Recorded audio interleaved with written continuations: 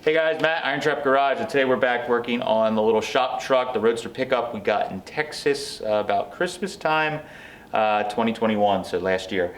Last time we got the engine and trans mounted with the old Yankee Speedco kit. Worked out very good, and we're super happy with that and how easy it went. It's kind of crazy still. So one of the things they include in their kit is a wishbone mount. If you're leaving the wishbones, like if you're using a stock Model A front end with the stock wishbones, they include a part that you can actually bolt on that relocates it so that you can leave uncut wishbones on the car, which is a great idea if you're using a stock axle or you're not doing any major suspension modifications. That works pretty well. Now we're doing an old school drop axle. I like having split wishbones. I like the look of it, and also with having the longer wishbones on it, like the V8 style ones, we're able to get a longer wishbone will help with stability when you're driving down the road at highway speeds, so to speak. So what we're going to show today is making some wishbone mounts. I'm going to show you guys setting up the front suspension for caster. That's something we get a ton of questions about, and just everything that you will come across as you're doing this project. So let's get started.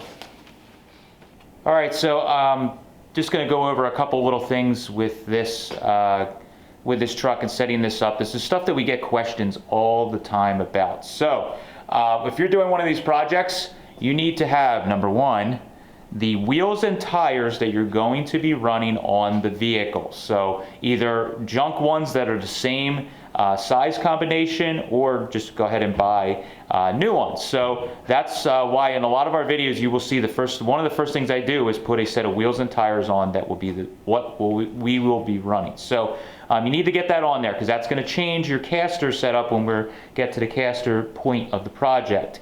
The other thing is when you split these wishbones and you have a drop axle and you're changing the ride height and everything else with this, it's going to change your caster in the front end when it's attached. So what you want to do is check for your caster on the axle. So the caster is basically how far forward or back the kingpin is laid back or laid forward on the axle. So the easiest way to remember it is the further back that this is leaned towards the back of the car, the more laid back it is, the straighter the car will go and be more stable at, like, let's say highway speeds, but it will be more difficult to steer when you are driving around town.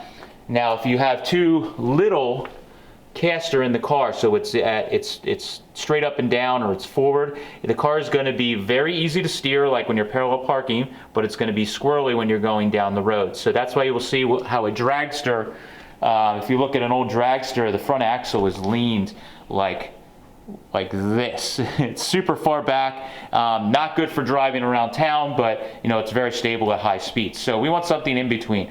I found myself the nice in between is to use 6 to 8 degrees negative caster on this. So that means that we're going to have the caster lean back 6 to 8 degrees. So I have one of these cheap Harbor Freight angle finders, and what I do is I put it right on top of the kingpin here, and we'll set that on there and check our caster, and then you will have to move the wishbone to where you want it to be, and that will basically tell you where your wishbone would sit with 6 to 8 degrees caster. You're probably going to find, especially with a longer wishbone like this, that this is going to be like way down here.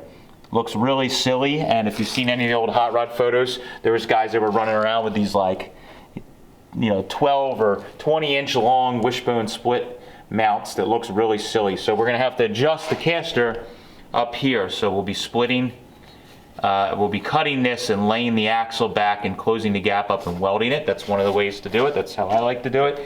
So that's what we're going to come into. So I'm going to take some measurements on this thing with the caster, get the caster so that the axle's at 6 to 8 degrees, and we'll see where our wishbone mount is. You never know, every project's different, and it may be okay, or it'll tell us if we're going to have to set the caster. So we're doing this first so we can see the length of our plate that's going to come off the frame and where this tie rod is actually going to need to sit to be at the correct, to have the correct caster setup. So that is going to be a couple measurements, and then we can figure out our plan of action. All right, so we have our little gauge here. We're going to set this on the top of the kingpin. It's got a little magnetic base, and we can see We're at 3.8. I'm gonna try and get out of the way here. 3.7. So we're gonna have Steve pull down. That's 4. That's 5, 6. That's 6, 6. So go down to 7. I gotta play with my wooden blocks here. Let's see what this Surprised how easily you got there.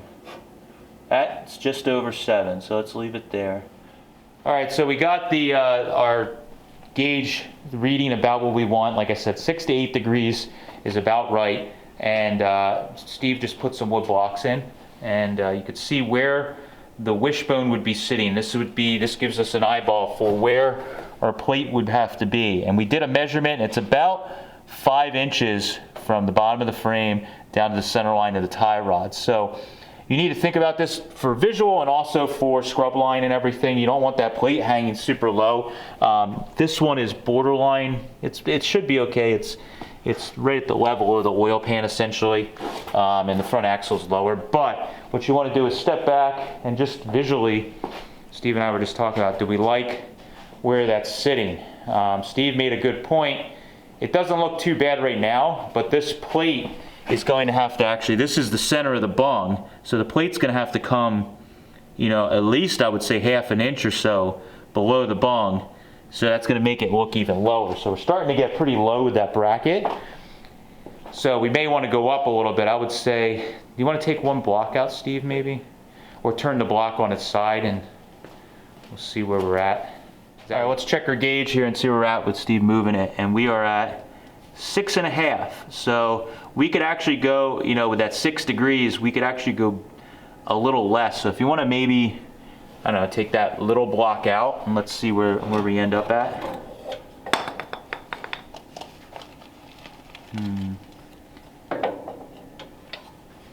We're at 5. Well, now it's 5.5. Can you make it go up a little bit? Yep. Or I mean down a little bit. We're at 5.4. You were at 5.9. So we got all these little shims of wood we used. That's 5.7. Can you go just a hair more? I got some slivers of wood outside. Oh, that's 6.4. So we could go down a little bit if we wanted. But let's take a look here. I got some real small shims. Yeah, you're gonna need something small to fine too. That's a little better. What kind of measurement are we at? I still feel like we're sitting pretty low. Yeah. Looking at a little between 4.25, 4.5. So we didn't really change much. No. Okay, so we're going to play with this a little bit, figure out a measurement. What's may have to happen is we may have to cut our wishbone here. So we will we'll decide on a distance here as we're looking at it, and then we will kind of get our plan of action going.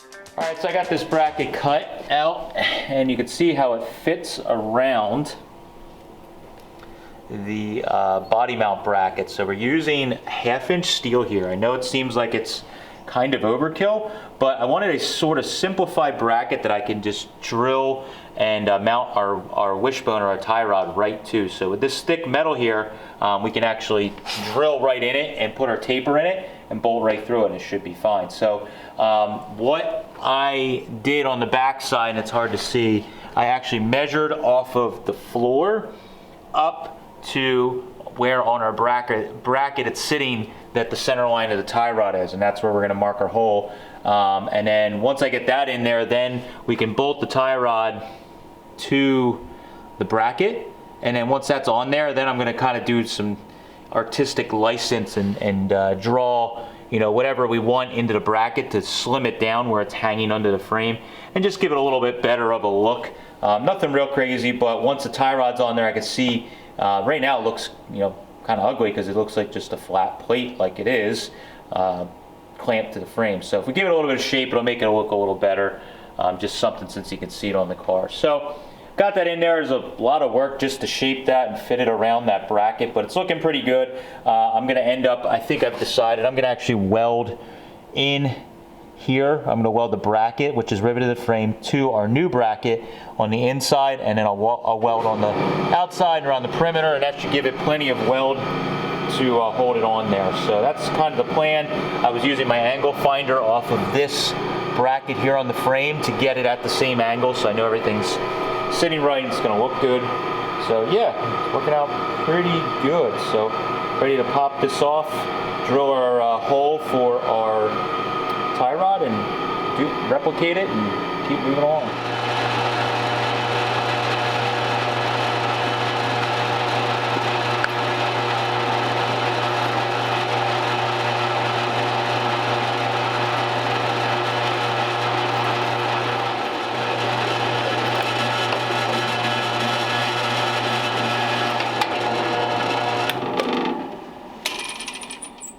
Alright, so we got a 1/2-inch drill. We took a 1/2-inch drill and drilled a hole in this. I flipped the bracket over because I was able to mark it from the back side. Flipped over to the front side where we're going to actually be putting the tie rod through. And you can see the threaded portion now fits through here just fine, but obviously it stops right there. As pretty much probably most everybody watching knows, tie rods are tapered. That's part of the way that they mechanically are fixed into their socket. And so what you need to do is have a tapered hole so that this will fit down in and it gets tighter as it goes. So you can get these from a lot of different manufacturers. This is a tapered reamer. So this is basically a reamer. I got this one from, this is a Yankee reamer. And we could put the size in there, but basically it's a reamer that has the same exact taper as a Ford tie rod. So we're going to use this taper and run this down through, and then I'll check it as I go. So we'll run it down through, and we basically want to get it up to, this is an old tie rod here that came off a stock setup, but it goes all the way down pretty far in. So we want this to go pretty far down so it'll compress that little grease boot. So we're going to slowly taper this, check it, taper it, check it, and we get it down where it's seated pretty good into that bracket. We know we're good, and then we will be all set to put this back on the car.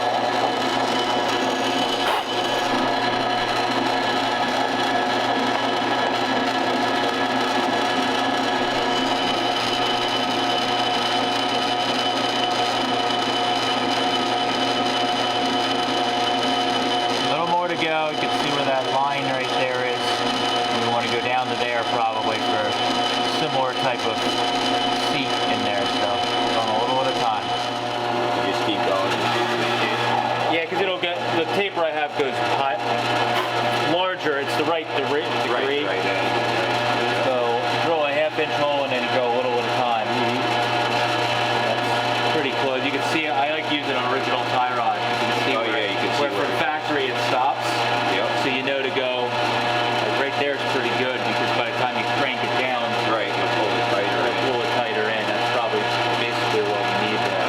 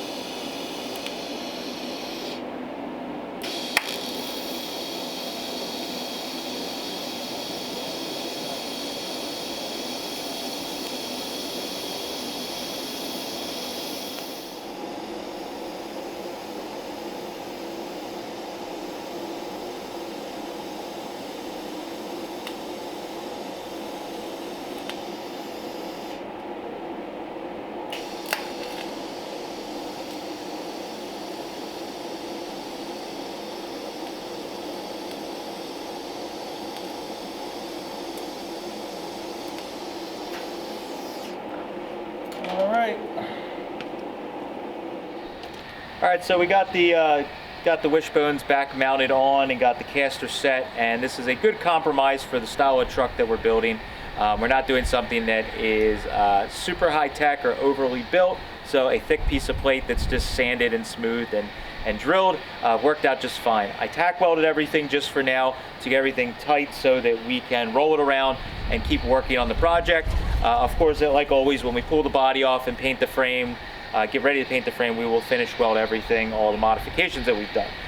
So now that we have that done, the next big thing to do is get this thing steering. So we got the suspension in the front, all good. In the back, we need to do a torque tube that we will need to shorten, but we will get to that in one of the next future steps. But what we need to do next is get a steering box in it with a dashboard and all that kind of stuff worked out. And it should be pretty neat with what I have in mind. So hopefully this gives you a little bit of idea. If you want to do something like this but get the wishbones a little bit higher, just like I mentioned, you will need to cut the wishbones at the front, right behind the yoke, and move everything back. We've showed that in other videos. This particular one, it worked out to where the car sits kind of high, so we were able to do a bracket that was a good compromise, and we still had a decent caster rating on the front of the car, and we're all set. So thank you guys for following along. Appreciate it. Catch you later.